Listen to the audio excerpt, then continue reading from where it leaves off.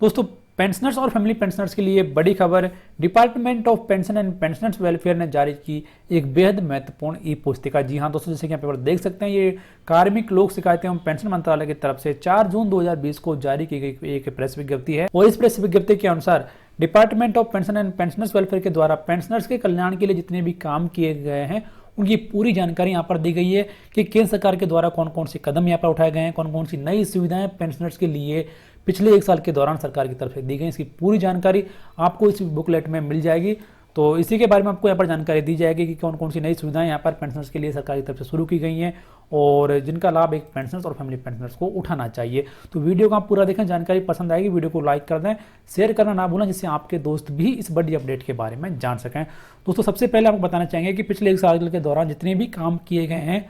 Pensioners के कल्याण के लिए, उसकी पूरी जानकारी यहाँ पर सरकार के द्वारा दी गई है। तो सबसे पहले यहाँ पर एक बड़ा बदलाव किया गया था सरकार की तरफ से पेंशन नीति में, और ये बदलाव था कि जो सीसीएस पेंशन नियम 1972 के नियम 54 में संशोधन सरकार की तरफ से किया गया था। और इस नए संशोधन के बाद में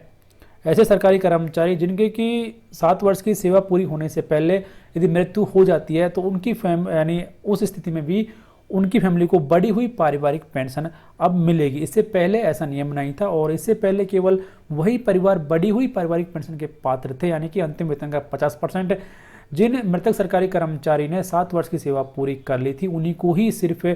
बढ़ी हुई पेंशन पाने का हकदार था, लेकिन सरकार ने अब उस नियम को हटा दिया है और अब 7 वर्ष से कम सेवा पूरी करने वाले कर्मचारियों को, फैमिली को भी बढ़ी हुई पेंशन का भुगतान किया जाएगा। और उसके बाद में एक बड़ा बदलाव यहाँ पर सरकार की तरफ से किया गया है, वो ये है कि ऐसे सरकारी कर्मचारी जो कि सेवा में 1 जनवरी 2004 के बाद या फिर उसके बाद में शामिल हुए हैं, लेकिन जिनकी भर्ती का परिणाम 1 जनवरी 2004 से पहले घोषित कर दिया गया था, उन सभी सरकारी कर्मचारियों को राष्ट्रीय पेंशन प्रणाली यानी एनपीएस के जगह पर ओपीएस का लाभ उन्हें यहाँ पर सरकार की तरफ से दे दिया गया है। तो ये एक बड़ा बदलाव यहाँ पर पिछले 1 साल के दौरान सरकार की तरफ से लागू किया गया है, जिसका फायदा लाखों कर्मचारियों को मिला है। और उसके बाद में एक बड़ा जो कदम सरकार की तरफ से उठाया गया था वो यहाँ पर ये है कि पेंशनर्स की जो शिकायतें हैं उनके समाधान के लिए सरकार की तरफ से एक टोल फ्री नंबर और उसके बाद में कॉल सेंटर की व्यवस्था भी यहाँ पर की गई है। तो यहाँ पर बोला गया है कि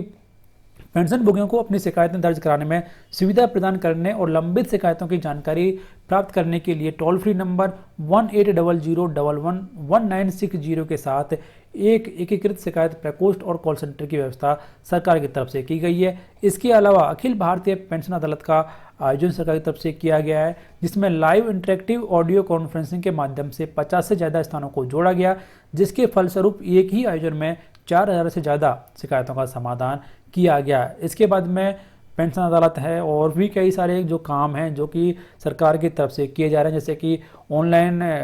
डी जो लाइफ सर्टिफिकेट है वो सबमिट करने की सुविधा सरकार की तरफ से दी जा रही है। तो काफ़ी सारी जानकारी यहाँ पर इस ई बुकलेट में पेंशनर्स के कल्याण के लिए सरकार की तरफ से दी गई है। दोस्तों, ये जो बुकलेट है इसका लिंक आपको इस वीडियो के डिस्क्रिप्शन में मिल जाएगा, वहाँ से आप इसे डाउनलोड कर सकते हैं और एक बार आप इसे पढ़ भी सकते हैं, क्योंकि इसमें काफ़ी सारी जानकारी यहाँ पर